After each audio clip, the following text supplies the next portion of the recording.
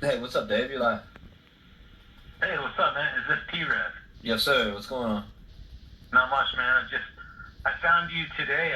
I watched your live earlier this afternoon and been watching this one. And the thing that strikes me kind of weird about all this is that I live in a college town and I've worked with probably at least 10 Sigma Chi members.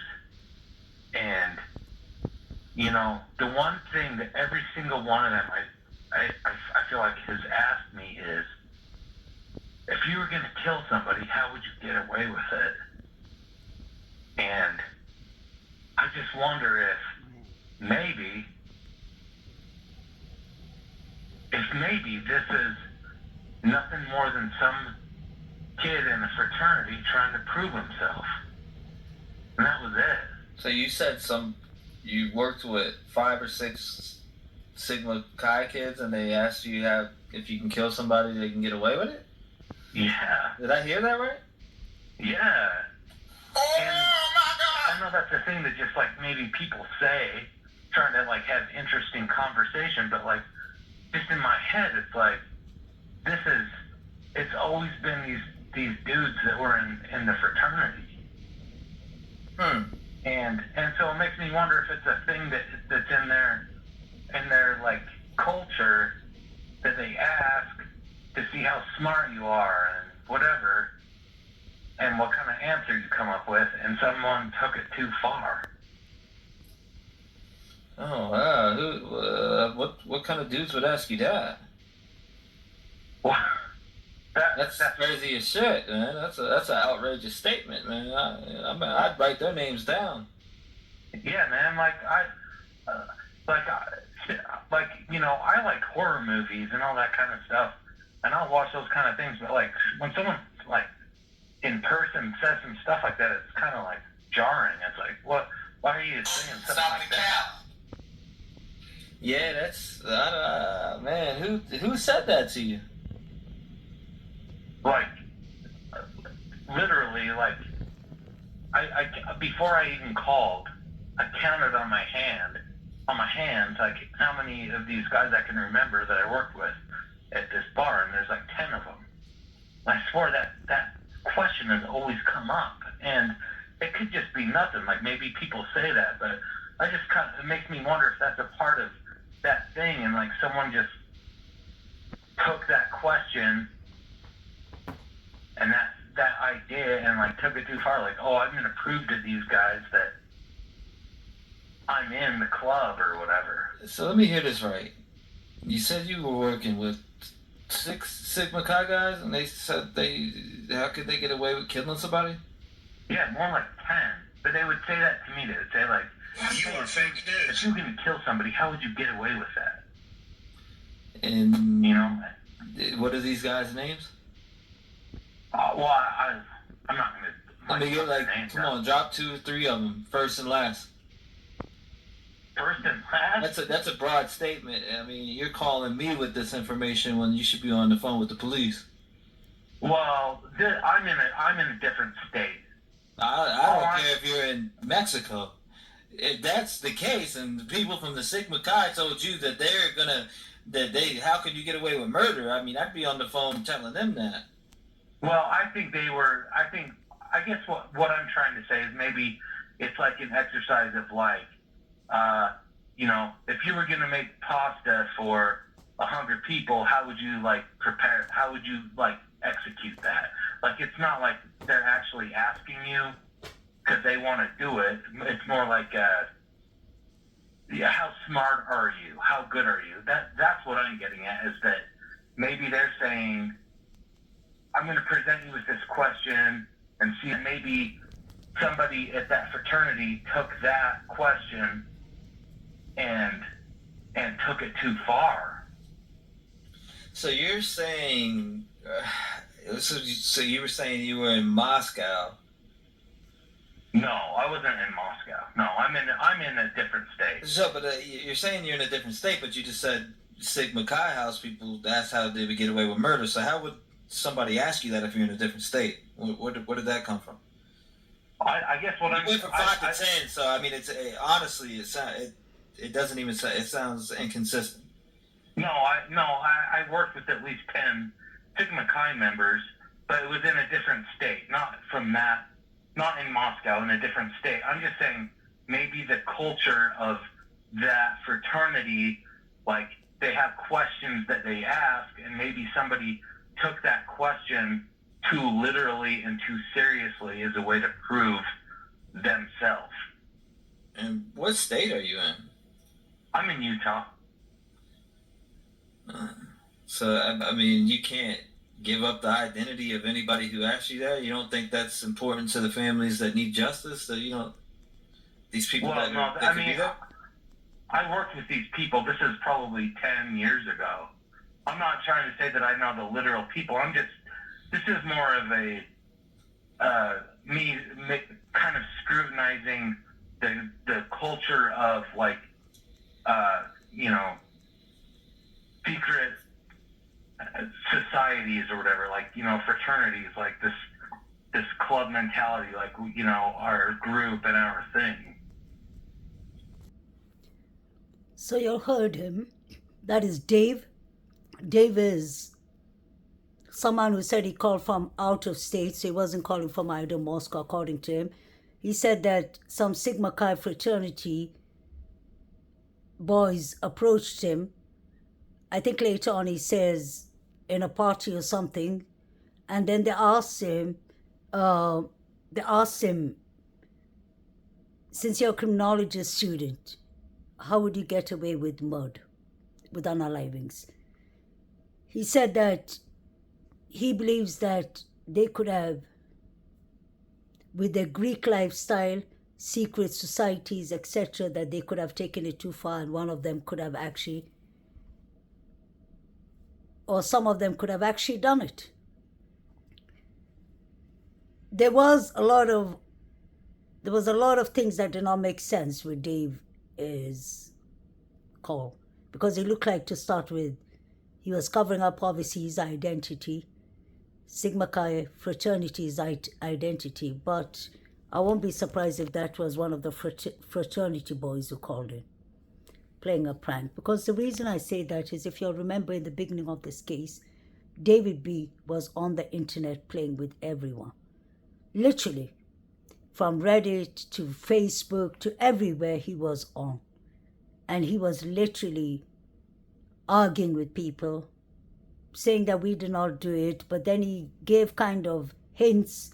He said that not everything of the 4chan article is true, but some of it is true. So what part is true? He didn't say some of it is true. He said not everything is true. So if not everything is true, some of it has to be true. I believe David B and David Lodge know exactly what happened that night. It's interesting that one day in Idaho, Moscow unalivings on Amazon Prime, you can hear David Baraccio. He has the audacity to come to the interview and say that he saw Zana, and Zana told him, she was Zana told him, why don't we chill together? We should be chilling together. And he said, oh yeah, well, I should have thought of that before. Let's chill together. And then he said, I saw her last at 1:45. I wonder, when he saw her, was it the time Zana was leaving, allegedly, Hunter's house, Hunter Chapin and Ethan? Because that's what Hunter Chapin said in his interview. He said that Zana and Ethan were in my room up to 1:45.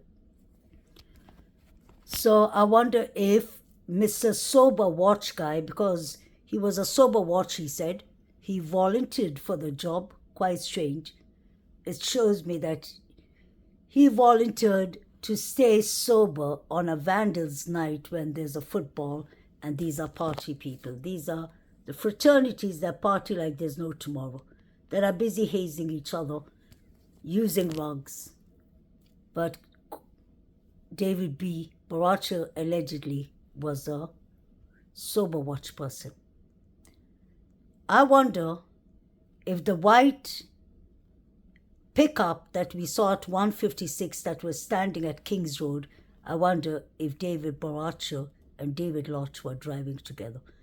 The white pickup truck is the same white pickup truck, I believe, that we see at the corner club.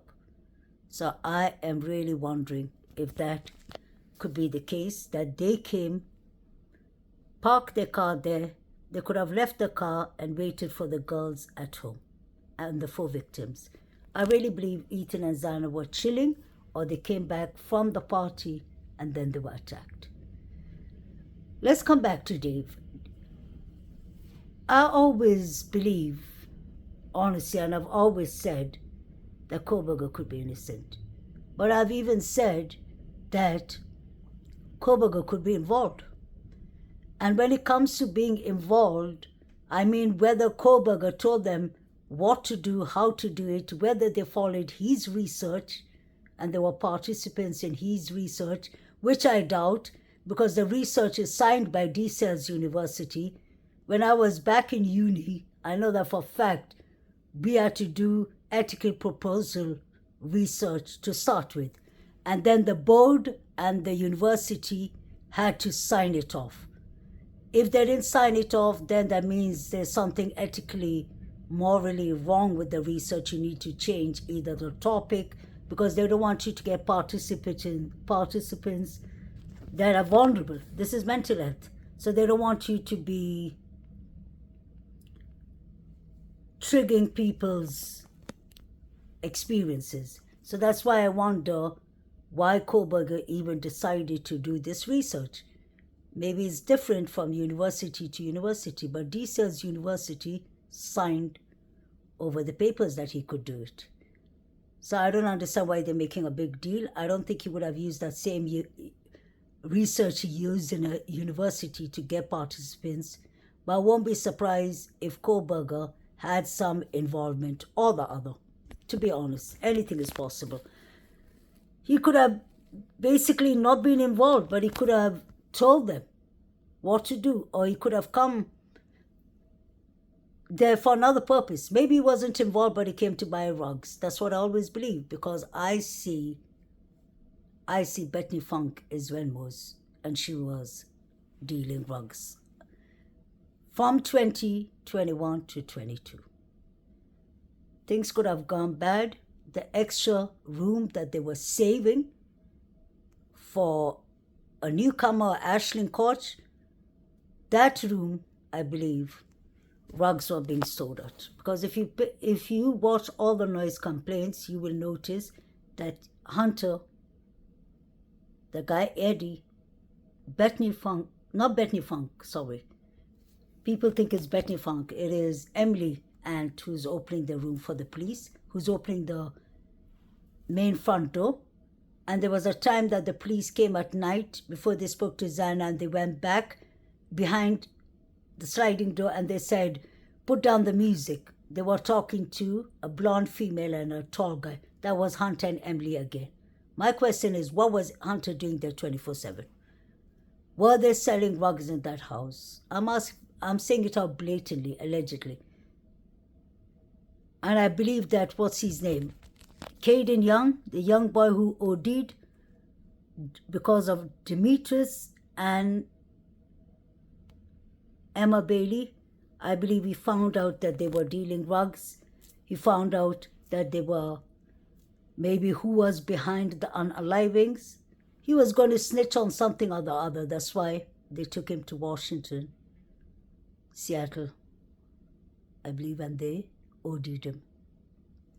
It seems to be strange that so many students died in 2022. Hannah Clear, they ruled it out an accident, overdose. Then you have Caden Young, OD again. Haven't you all noticed? Isn't it strange? I just clocked. We have 2 people who OD'd. Ouch. Oh my God. We have Caden Young, who OD'd with fentanyl. And we have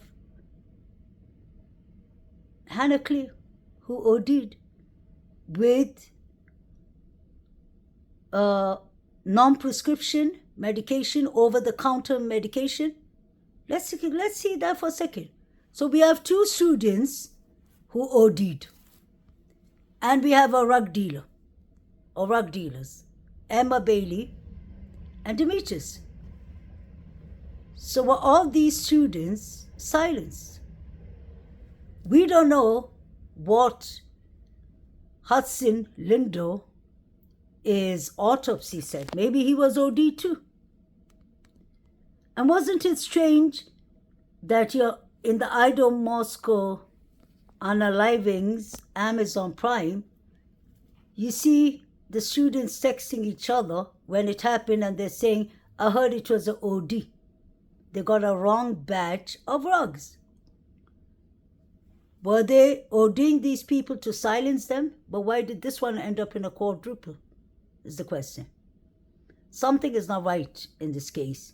I want to know who Dave is. I'm trying to compare his voice to Kohlberger. At times it sounds like Kohlberger, and most of the time it doesn't. But I believe it is someone from the Sigma Chi fraternity who's playing a prank, and they were doing it in the beginning. Let me know what y'all think. Please like, share, and subscribe. Have a lovely day.